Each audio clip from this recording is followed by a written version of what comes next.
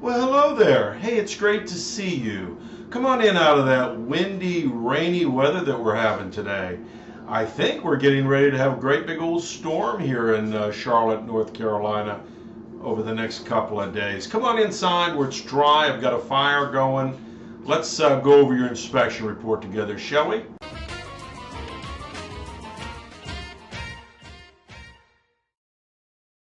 Okay, now let's take a look at the inspection report and see how it reads out. This is a generic report. This is exactly what you will get, only your information obviously will be filled into all these blanks.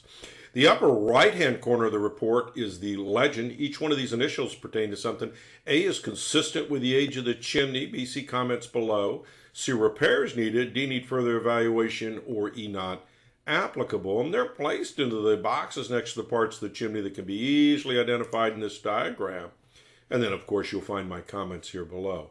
Now, let's take a look at your personal report. So stay with me.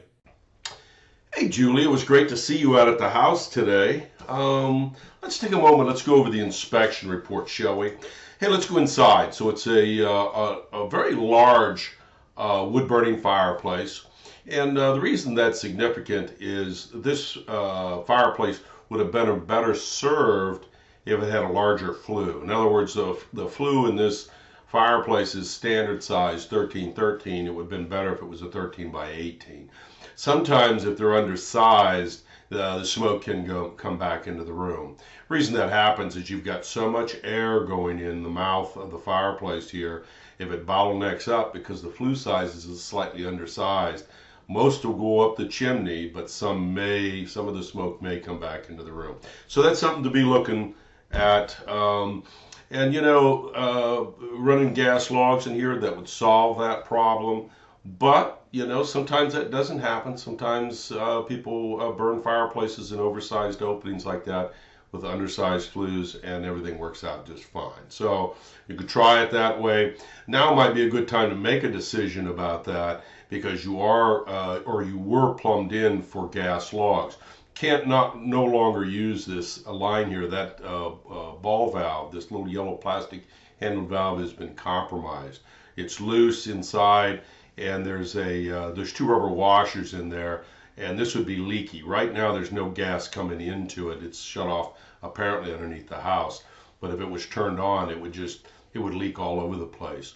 Obviously you couldn't burn wood in here with this in here, so it would have to be removed if you're going to burn wood. And if you're going to go back to gas logs, then you're going to have this rerun. So now's the time to think about all of that stuff. I know that's a little confusing. Give me a call if you need some clarification. Damper's working, no problem with that. There's a nice little hole right here at the bottom left side of the firebox area. That needs to be filled with refractory cement. Giving you a price on sweeping it out and filling that up for you on our comments section. This is what the top of the chimney looks like. You can see it's pretty well busted up here. Needs to be repaired, and in this case it needs to be repoured, and I've given you a price on doing that. It's got a chimney cap on it that's keeping the screen and stuff out. I mean the birds and squirrels out. It's got a screen around it. Gas line, never should a gas line unsleeved go through the dirt like that. That's a absolute leak waiting to happen. It's probably not leaking now, but it's a leak waiting to happen. So luckily the gas appears to be shut off underneath the house, but to this unit. But anyway, that when you have the plumber come out, he'll rerun all that stuff properly for you, properly sleeve it.